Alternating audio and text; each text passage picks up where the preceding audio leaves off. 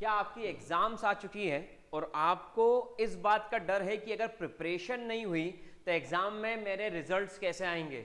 अगर आप भी इस बात से डर रहे हैं कि प्रिपरेशन नहीं हुई और एग्जाम में मेरे रिजल्ट्स कैसे आएंगे, तो सबसे पहले बता दूं, मैं आपको 5 वो फॉर्मूले, 5 वो ट्रिक्स बताने जा रहा हूं जिसके थ्रू आप एग्जाम में बेस्ट परफॉर्म कर सकते हो। अगर इस वीडियो को आप ध्यान देखते हो तो 5 वो तरीके बताऊंगा जिसके थ्रू एक बच्चा जो पढ़ने में बहुत ज्यादा वीक हो रहा है और उसकी एग्जाम सामने खड़ी है, वो बेस्ट परफॉर्म करके एक्स्ट्राऑर्डिनरी रिजल्ट जनरेट कर सकता है।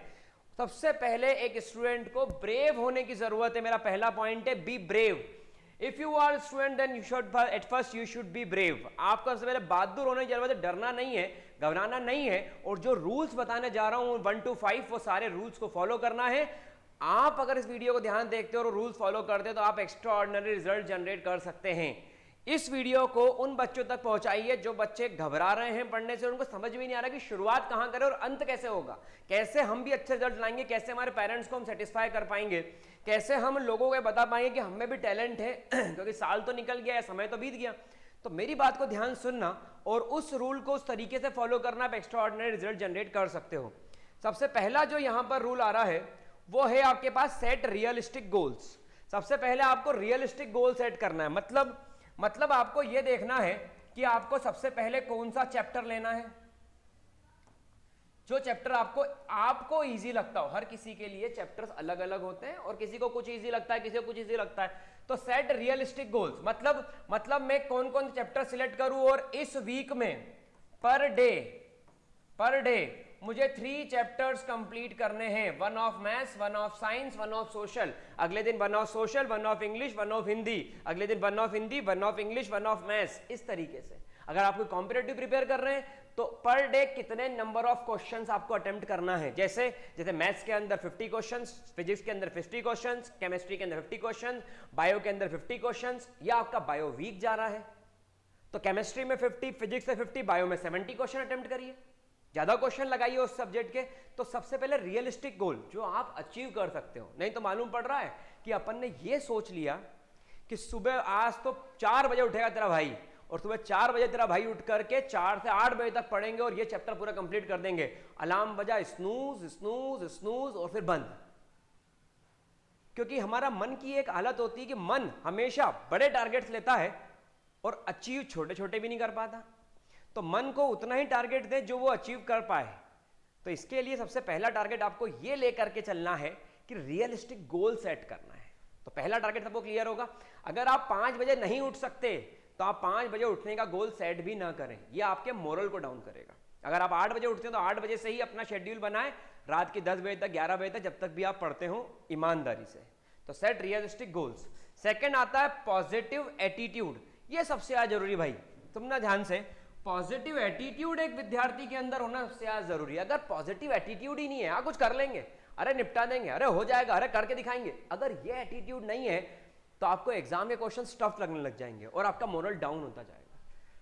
सबसे पहले अपने दिमाग को ये बताना है कि भाई कुछ भी हो कर लेंगे। अगर इतने साल पढ़ के दिखाया है इसी एटीट्यूड के साथ तो आगे भी पढ़ के दिखा देंगे इसी एटीट्यूड के साथ। ठीक है। कोई भी लक्ष्य मनुष्य के साहस से बड़ा नहीं, हारा वही जो लड़ा नहीं। तो आपको अपने टारगेट को सेट करना और टारगेट को सेट करके लग जाना उसके पीछे। तो पॉजिटिव एटीट्यूड रखिए और कुछ भी प्रॉब्लम हो तो चैनल है ही सही, इसके ऊपर आपको सब सब्जेक्ट के सारा कंटेंट वीडियो मटेरियल मिलेगा, कोई दिक्कत नहीं। Create interest. ये सबसे इंपॉर्टेंट टॉपिक है कि create interest in the task. ये थर्ड पॉइंट मेरा बहुत इंपॉर्टेंट, ध्यान सुनना। अगर किसी का इंटरेस्ट डेवलप नहीं हो रहा है तो वो उस काम को करेगा नहीं। और इंटरेस्ट कहां चाहिए होता है? इंटरेस्ट स्टार्टिंग में चाहिए होता है। ये मोमेंटम का काम करेगा, आपके इंटरेस्ट के कारण आपको पढ़ने में मजा आने लगेगा। तो कभी भी डिफिकल्ट टॉपिक नहीं उठाएं। इंटरेस्ट तब आएगा जब आप इजी टॉपिक्स उठाएं जो आपको आते हैं। अब आप बोलोगे सर जो आते हैं वो क्यों पढ़ें? उससे इंटरेस्ट आएगा। जब गाड़ी साइकिल चलाना शुरू करें तो शुरू में पेडल थोड़े मजबूत मारना पड़ते हैं, उसके बाद फिर नॉर्मल पेडल चलते हैं। तो इंटरेस्ट डेवलप करने के लिए इजी टॉपिक उठाओ और उसको समय दो, क्योंकि एग्जाम में वाले टॉपिक भी आएंगे। तो पहले वो टॉपिक उठाओ जो आपको आते हैं, आपको लगता है कि थोड़े से परिश्रम से इसके आंसर निकाल देंगे। सो फोकस करो वहां पर इजी टॉपिक्स के ऊपर और वो इजी टॉपिक उठा के अपना इंटरेस्ट बना लो। और फिर जब मोमेंटम आ जाए तो थोड़ा टफ, फिर थोड़ा और टफ, फिर थोड़ा और टफ। अब पहले ही दिन 100 किलो वजन उठाने गए तो उठेगा ही नहीं। तो मोरल डाउन हो जाएगा, डिमोटिवेट हो जाओगे, घर आ जाओगे, बोले कल से जिम नहीं जाना। नहीं नहीं नहीं, पहले 10-10 किलो के उठा लो, बल्कि 5, और उससे आपका मोरल बूस्ट होगा कि यार अपन ने भी उठा लिया, मजा आया, कल 10 उठाएंगे, परसों 15-20, ऐसे करके 50-50 किलो उठाएंगे एक दिन। बात समझ में आ रही? एक दिन में पहलवान बनने की कोशिश करी या पहले ही दिन पहलवान बनने की कोशिश करी तो धोबी पछाड़ मार देगी एग्जाम। इसलिए पहले दिन सिंपल इजी आराम से चलने दो। तो तीसरा गोल, तीसरा फॉर्मूला समझ में आया कि interest in the task. Fourth one, ये सबसे इंपॉर्टेंट है, ये मैं बता रहा हूं कि कैसे पैटर्न फॉलो करना है। आपको अपने टारगेट महीने भर के जो सेट करना है वो पूरे महीने के नहीं सेट करना है। आपको ये देखना है कि पर डे आपको बनाना है इसके अंदर टारगेट पर डे। आज के एक दिन में इतना करेंगे। शुरुआत कहां से होगी? Set per month target. सबसे पहले पर मंथ का टारगेट सेट करो। बोले ठीक है, इस महीने में इतने चैप्टर्स कंप्लीट करेंगे। इस महीने में 5 chapter maths, 5 chapter science, 5 chapter social, 5 chapter English के कंप्लीट कर देंगे। ये पहला टारगेट। अब पर वीक कितने होंगे? बोले अगर हम 5-5 लेते हैं तो टोटल होते 20, तो 20 को डिवाइड करो 4 हफ्तों में तो कितना आते हैं? 5-5 चैप्टर पर वीक। तो 3 चैप्टर मैथ्स, 2 चैप्टर मैथ्स के, 2 चैप्टर साइंस के, 1 चैप्टर सोशल का। अगले हफ्ते में 2 चैप्टर सोशल के, 1 चैप्टर मैथ्स का, 1 चैप्टर साइंस का। ऐसे डिवाइड कर लो। तो पहले बनेगा पर मंथ टारगेट, उससे बनेगा पर वीक टारगेट, और उससे बनेगा मेरे दोस्त पर डे टारगेट। कि इस हफ्ते में कुछ भी हो जाए, इस हफ्ते में कुछ भी हो जाए, मैथ्स के 5 चैप्टर करना है अपने को। तो पर डे कितने करना है? तो पर डे अपने को 1 चैप्टर करना है ताकि 5 दिन में 5 चैप्टर कर ले। और साइंस के, बोले साइंस के ही 5 करेंगे तो पर डे कितने करना? बोले 1 चैप्टर करना है तो 5 दिन में 5 हो जाएंगे। 2 दिन तो अपन बचा के ही चल रहे हैं कि कहीं कुछ ऊंचा नीचा हो गया तो 2 दिन में संभाल लेंगे। तो इसलिए 5 दिन में इस तरीके से अपने को डिवाइड करना है चैप्टर्स को। आई थिंक मेरी बात समझ में आ रही होगी। तो यहां पर आपके सामने जो आया वो टारगेट्स है, और टारगेट्स आपके कैसे रहेंगे? टारगेट्स आपके रहेंगे पर डे, पर मंथ, पर वीक। तो आपने सबसे पहले पर मंथ टारगेट सेट करा, फिर उसको वीक में कन्वर्ट करा, फिर उसको डेज में कन्वर्ट करा। और यहां पर मॉनिटर योर प्रोग्रेस, मतलब टारगेट तो सेट हो गए, लेकिन आपने लिखा कि मैथ्स से, और इस हफ्ते में एक चार्ट बना लें मैथ्स का चैप्टर नंबर 1, 2, 3, 4, 5। तो आप इसके आगे टिक करते जाएं कि इस हफ्ते में मैंने ये चैप्टर्स किए हैं या नहीं किए हैं। Then same is with science, same is with social, same is with physics, या कोई और आपका सब्जेक्ट हो।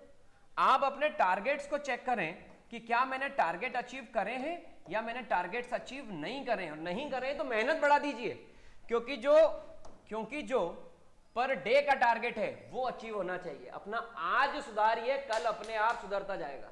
अपना आज सुधारो तो पर डे का टारगेट अचीव करो, तो पर वीक का टारगेट अचीव हो जाएगा, तो पर मंथ का टारगेट अचीव हो जाएगा, तो पर ईयर का टारगेट अचीव हो जाएगा। आप कोई सी भी कॉम्पिटिटिव एग्जाम बड़ी से बड़ी क्रैक कर सकते हो। जेडब्ल्यू, नीट, सीए, सीपीटी, कोई सी भी एग्जाम आप क्रैक कर सकते हो। आपके स्कूल की 9, 10, 11, 12, 6, 7, 8 छोटे छोटे बच्चे इस पैटर्न को फॉलो कर रहे हैं।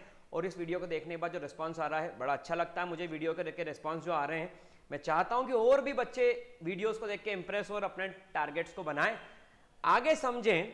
इसके अंदर सबसे जरूरी बात, ये 5 रूल कब फॉलो होंगे?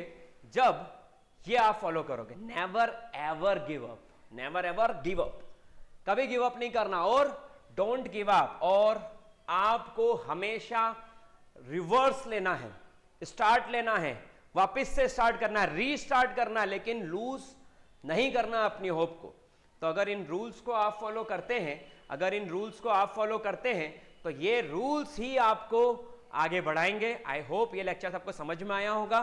ये बात मेरी समझ में आई, कैसा लगा कमेंट बॉक्स में लिखें। और किन पॉइंट्स को आप सोचते हैं कि ये पॉइंट्स भी इसमें ऐड होना चाहिए थे। ये 5 रूल्स के अलावा ये भी एक बन जाए तो बच्चा और अच्छा स्कोर करेगा। कमेंट बॉक्स में लिखिए। और नेक्स्ट वीडियो हम बनाएंगे टाइम टेबल विदाउट टाइम। तो बहुत जल्दी हमारा वो वीडियो भी आने वाला है, टाइम टेबल विदाउट टाइम, कि कैसे टाइम के बिना टाइम टेबल फॉलो करते हैं ताकि आपको दिक्कत ना है। तो thank you so much for watching this video. मिलते हैं नेक्स्ट वीडियो में। ऑल द बेस्ट, बी जिद्दी, be passionate and never give up. Bye.